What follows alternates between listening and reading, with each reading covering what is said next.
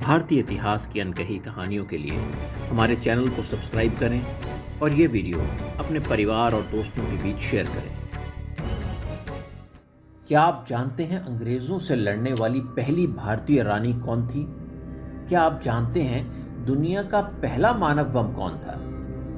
क्या आपने किसी सेना की टोली में महिला आत्मघाती दस्ते के बारे में सुना है? साहस, प्रतिशोध और बलिदान से ओतप्रोत की एक कहानी आज हम आपको बताने जा रहे हैं। इतिहासा सीरीज में आपका स्वागत है। इस सीरीज में हम आपको बताएंगे कैसे अपनी जड़ों की ओर लौटा जाता है, कैसे हर पीढ़ी अपनी अगली पीढ़ी के लिए सेतु का काम करती है ताकि आने वाली संतति हमारी विरासत को जान सके। तमिलनाडु के दक्षिण में रामानाथपुरम नाम का एक प्रांत है जहां के राज परिवार में एक सुंदर राजकुमारी का जन्म होता है। राजकुमारी का नाम होता है वेलु नाचियार।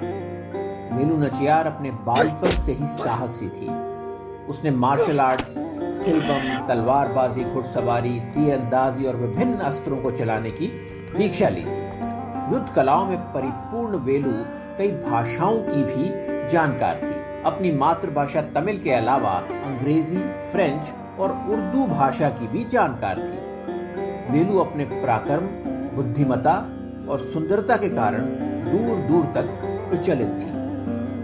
16 वर्ष की आयु में वेलु का विवाह शिवगंगा के राजा मुथु दुगनाथ थेवर के साथ हुआ।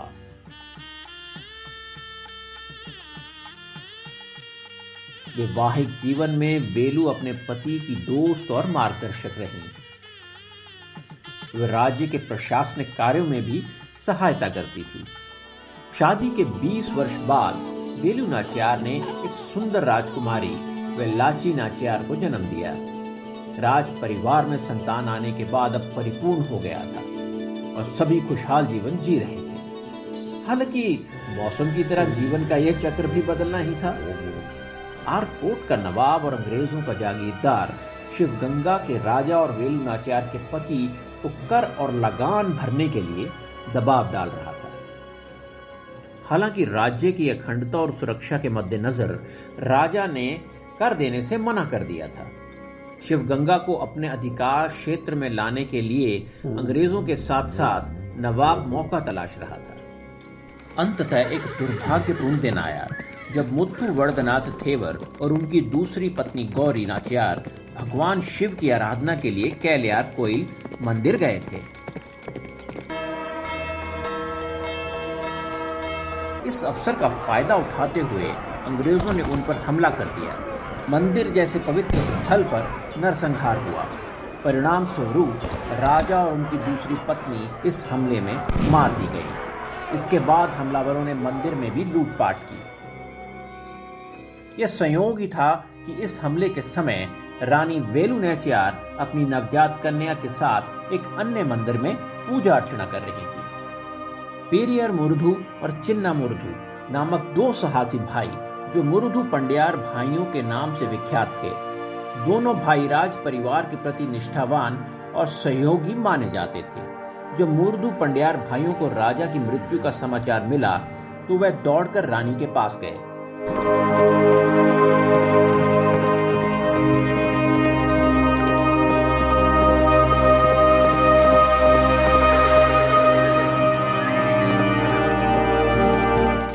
रानी को सुरक्षित स्थान पर ले जाने की हड़बड़ाहट ऐसी कि वेलु नाचियार अपने पति को आखिरी बार देख भी नहीं पाई। रानी सुरक्षित स्थान पर पहुंच पाए ये सुनिश्चित करने के लिए महिला योद्धा और उनके निष्ठावान अंगरक्षक उड़ियाल ढाल बनकर नवाब की सेना से लड़ते रहे। नवाब की सेना का उदयलाल ने वीरता से सामना किया। उदयलाल का पराक्रम देख नवाब के सैनिक पीछे हटने लगे। उदयलाल और उनके साथी नवाब की सेना का पीछा करने गए तो उनका सामना ईस्ट इंडिया कंपनी की सेना से हो गया। महिला योद्धाओं ने भी बहादुरी से दुश्मनों का सामना किया। हालांकि संख्या बल में कमी और दुश्मनों के पास बड़ी मात्रा में गोला बारूद होने के कारण वो ज्यादा देर टिक नहीं पाई। इस हमले में उदयलाल को गहरी चोट भी लगी थी। उदयलाल दुश्मनों के कब्जे में थे। तमाम प्रताड़नाओं के बाद भी उदयलाल ने दुश्मन सेना को रानी के ठिकाने का पता नहीं दिया। इस बात क्रोधित होकर नवाब ने उदयलाल का सिर धड़ से अलग कर दिया। रानी वेलू को जब उदयलाल के बलिदान की सूचना मिली तो प्रतिशोध की आग में उनका खून खौल उठा। प्रतिशोध की आग में जलती रानी वेलू अपने निष्ठावान सैनिक उदयलाल और अपने पति की हत्या का बदला लेना चाहती थी। वह आकोट के नवाब का नामो निशान मिटा देना चाहती थी। एक और शिवगंगा को हथियाने के बाद आकोट के नवाब एवं अंग्रेजों ने राज्य का नाम बदलकर हुसैन नगर रख दिया था। दूसरी ओर वेलू नाचियार अपना साम्राज्य वापस पाने और प्रतिशोध लेने के लिए अधीर हो रही थी। वेलू नाचियार ने सुनियोजित तरीके से अपने निष्ठावान सहयोगियों के साथ मिलकर एक गुप्त सेना बनाई। वेलू ने महिला योद्धाओं का एक सैन्य दल भी तैयार किया। इस सैन्य दल का नाम उदयलाल के नाम पर रखा गया। कुयीली एक दलित महिला रानी वेलू नाचियार की गोद ली हुई बेटी थी जो अपने पराक्रम के लिए जानी जाती थी। कुयीली ने उड़ियाल नामक सैन्य दल का नेतृत्व किया। वह अपनी वीरता और राज्य के प्रति अगाध प्रेम के लिए प्रसिद्ध थीं। वहीं मुरुधु पंडियार भाइयों ने क्षेत्र के अंदर अपनी सेना को संगठित करना शुरू कर दिया था। हालांकि यह अंग्रेजी सेना का सामना करने के लिए पर्याप्त नहीं था। उड़ियाल बटालियन की सेनापति कुयीली को एक विचार सूझा। उसने एक वृद्ध महिला का वेश बनाकर ईस्ट इंडिया कंपनी की सेना, उसकी ताकत और हथियारों की संपूर्ण जानकारी एकत्र कर वेलू नाचियार तक पहुंचा दी। शिवगंगा के महल में राज राजेश्वरी अमन मंदिर के नीचे एक गुप्त भूमिगत शास्त्रागार था, जहां ब्रिटिश सेना अपने सभी हथियार एवं गोला बारूद रखती थी। यह शास्त्रागार कड़ी सुरक्षा के बीच था। वेलू नाचियार के लिए संपूर्ण सेना समेत भी इस शास्त्रागार को पार करना असंभव था। वेलू नाचियार ने शुरुआत धीमी की, लेकिन रणनीति अपनाते हुए शिवगंगा के प्रांतों को एक एक कर जीत लिया। अब बारी राजमहल की थी, जहां अंग्रेज सत्ता पर कब्जा जमाए बैठे थे। यह वह समय था जब वेलू नाचियार अपने घर के समीप होकर भी दूर ही थी। घेराबंदी के हथियारों के बिना शिवगंगा किले की दीवारों में सेंध लगाना संभव नहीं था। विजय के लिए किले के द्वार को अंदर से खोलना जरूरी था। वेलू नाचियार और कुयीली अपने इरादों की पक्की थी। अंग्रेजी हुकूमत को उनके हथियारों से वंचित करने के लिए उन्होंने किले की दीवार को तोड़ने का मन बनाया। ट्रोजन हॉर्स के बारे में तो सबने सुना ही होगा, जो दिखने में भले ही सामान्य लगता हो, लेकिन चलने पर उसके परिणाम भयानक होते हैं। ये भी कुछ ऐसा ही था। एक दिन कुयीली को पता चला कि विजयदशमी के दिन ईस्ट इंडिया कंपनी ने राज राजेश्वरी अमन मंदिर में महिलाओं को आने की अनुमति दे दी है। इस अवसर का लाभ लेने की योजना बनाई गई कि उड़ियाल बटालियन की महिला योद्धाएं अपने हथियार छुपाते हुए मंदिर में घुसपैठ करेंगी और मौका मिलते ही वे मुख्य द्वार खोलेंगी, ताकि वेलू नाचियार और बाकी की सेना अंदर प्रवेश कर ईस्ट इंडिया कंपनी के हथियारों को बम से नष्ट कर सके और अंग्रेजों के संभलने से पहले ही उन पर हमला कर दे।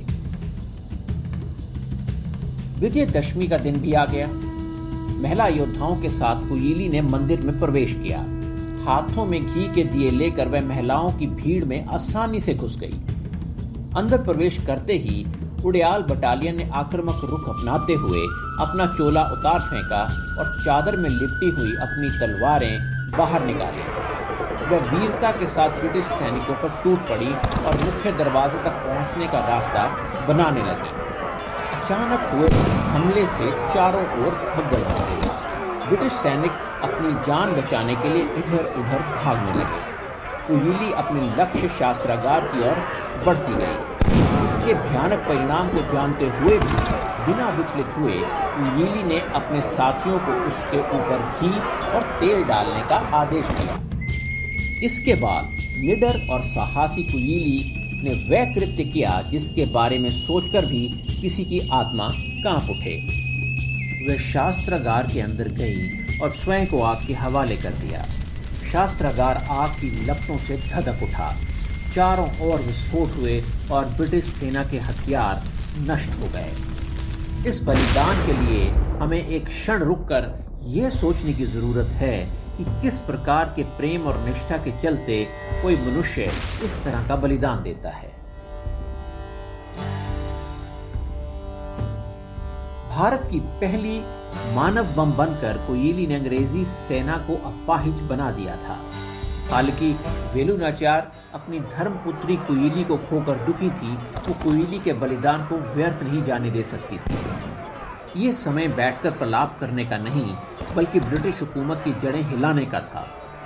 जहां पूरे किले में भय की स्थिति पैदा हो गई, इसी समय वेलु नाचियार अपनी सेना के साथ शिवगंगा के मुख्य द्वार की ओर बढ़ गई। संगठित सेना ने कैलियार कोयल नामक स्थान पर अंग्रेजों पर हमला किया। यह वही स्थान था जहां उनके प्रिय राजा की हत्या हुई थी। वेलु नाचियार यहां पूरी वीरता से लड़ी और ब्रिटिश सेना को हराकर अपने साम्राज्य को वापस हासिल कर लिया। किले के ऊपर लहरा रहे ब्रिटिश हुकूमत के झंडे को नीचे उतारा गया और वेलु नाचियार का हनुमान ध्वज फहराया गया। युद्ध के जरिए वेलु ने न सिर्फ अपने पति की हत्या का प्रतिशोध लिया, बल्कि शिवगंगा को उसके गौरव के साथ फिर से प्राप्त किया।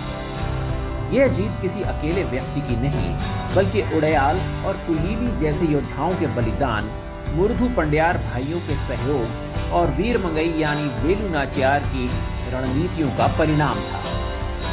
आज भले ही मात्र एक विचार के लिए कोयिली या उड़याल की तरह जान देने की आवश्यकता नहीं है, लेकिन क्या हम किसी विचार के लिए उस जुनून के साथ जी सकते हैं?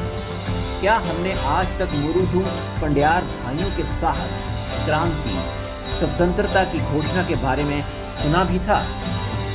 आज भी ऐसी कई चीजें और स्थान हैं जिन्हें वेलु नाचियार की तरह हम भी वापस पा सकते हैं, लेकिन सवाल ये है कि क्या हम में उसे वापस पाने की वो दृढ़ता है?